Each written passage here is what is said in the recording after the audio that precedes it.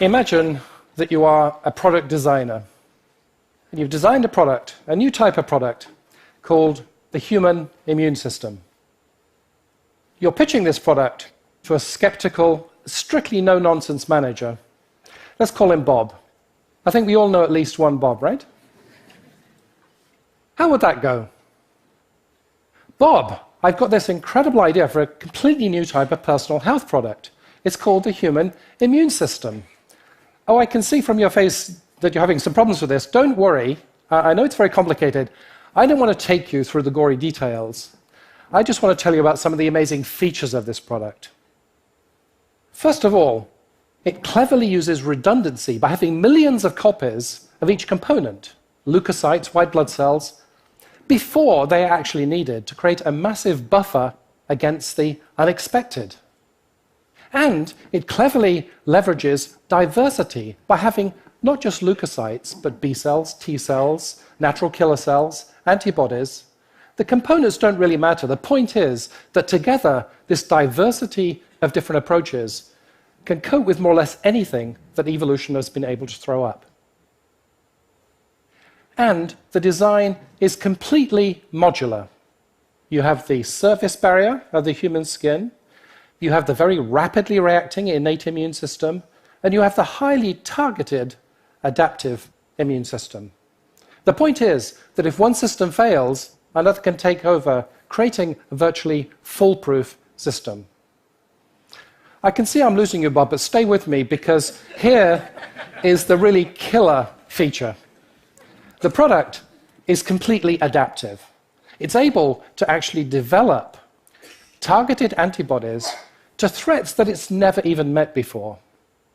It actually also does this with incredible prudence, detecting and reacting to every tiny threat, and furthermore, remembering every previous threat in case they are ever encountered again. What I'm pitching you today is actually not a standalone product. The product is embedded in the larger system of the human body, and it works in complete harmony with that system to create this unprecedented level of biological protection. So, Bob, just tell me honestly, what do you think of my product? And Bob may say something like, I sincerely appreciate the effort and passion that has gone into your presentation, blah, blah, blah. But honestly, it's total nonsense. You seem to be saying that the key selling points of your product are that it is inefficient and complex. Didn't they teach you 80-20?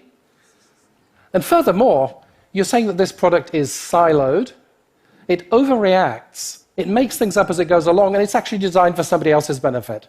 I'm sorry to break it to you, but I don't think this one is a winner. If we went with Bob's philosophy, I think we'd actually end up with a more efficient immune system. And efficiency is always important in the short term. Less complex, more efficient, more bang for the buck. Who could say no to that? Unfortunately, there's one very tiny problem, and that is that the user of this product, you or I, would probably die within 1 week of the next winter when we encountered a new strain of the influenza virus.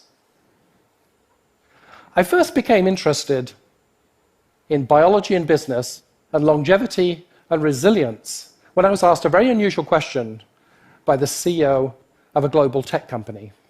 And the question was, what do we have to do to make sure that our company lasts 100 years? A seemingly innocent question, but actually it's a little trickier than you might think.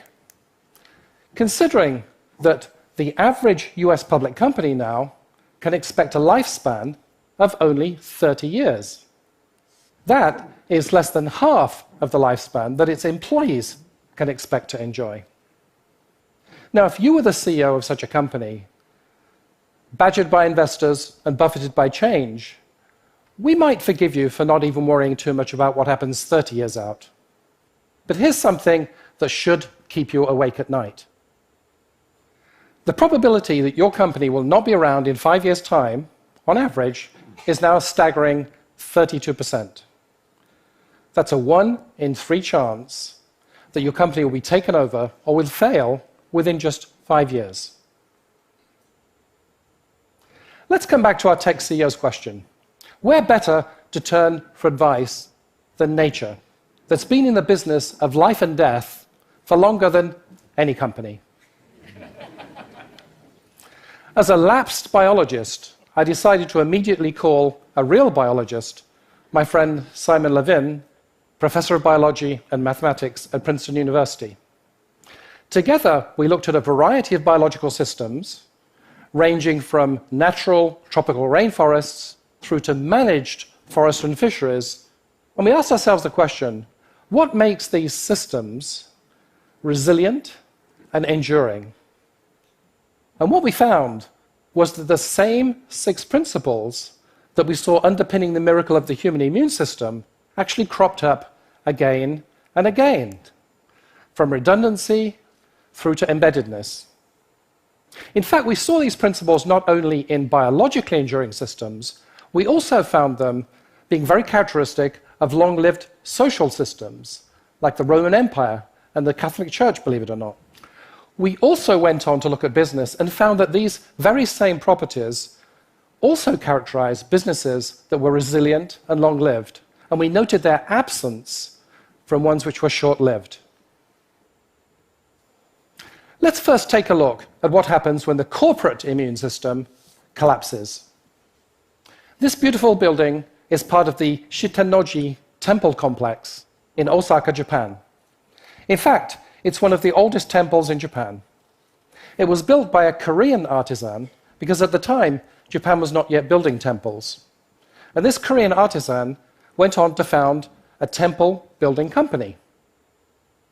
Amazingly, his company, Kongo Gumi, was still around 1,480 years later. In fact, it became the oldest continuously operating company in the world. So how is Kongo Gumi doing today?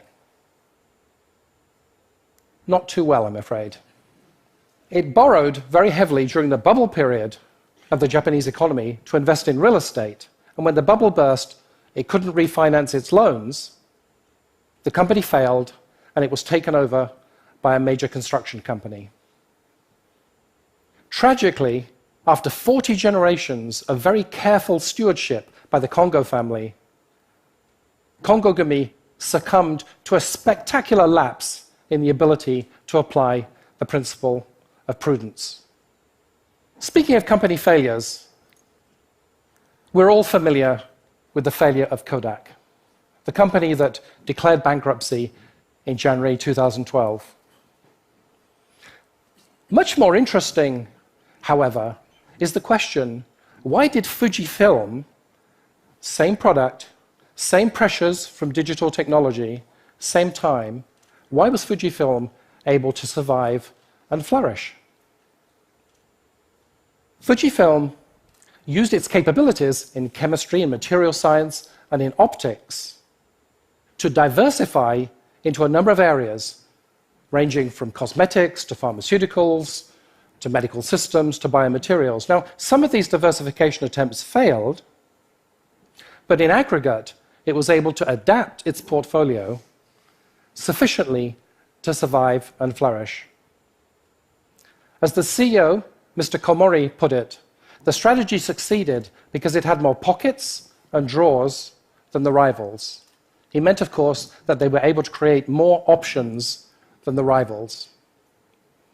Fujifilm survived because it applied the principles of prudence, diversity, and adaptation. A catastrophic factory fire, like the one we see here, completely wiped out, in one evening, the only plant which supplied Toyota with valves for car braking systems. The ultimate test of resilience. Car production ground to a screeching halt. How was it then that Toyota was able to recover car production? Can you imagine how long it took? Just 5 days, from having no braking valves to complete recovery in 5 days. How was this possible? Toyota managed its network of suppliers in such a collaborative manner that it could work very quickly and smoothly with suppliers to repurpose production fill the missing braking valve capacity, and have car production come online again. Toyota applied the principles of modularity of its supply network, embeddedness in an integrated system, and the functional redundancy to be able to repurpose smoothly existing capacity. Now, fortunately, few companies succumb to catastrophic fires, but we do read in the newspaper every day about companies succumbing to the disruption of technology. How is it then that the consumer optics giant Essilor is able to avoid technology disruption and even profit from it? And yes, technology disruption is not only a big deal in software and electronics. Essilor carefully scans the competitive environment for potentially disruptive technologies.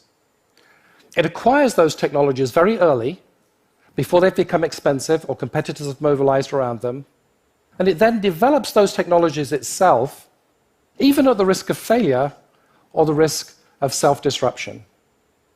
Essilor stays ahead of its game, has delivered spectacular performance for over 40 years by using the principles of prudence and adaptation. Okay, if these principles are so powerful, you might be thinking, why are they not commonplace in business? Why do we not use these words every day? Well, change has to first start in the mind. If we think back to our pitch to Bob, in order to apply the principles that underpin the miracle of the human immune system, we first need to think differently about business. Now, typically, when we think about business, we use what I call mechanical thinking. We set goals, we analyze problems, we construct and we adhere to plans, and more than anything else, we stress efficiency and short-term performance.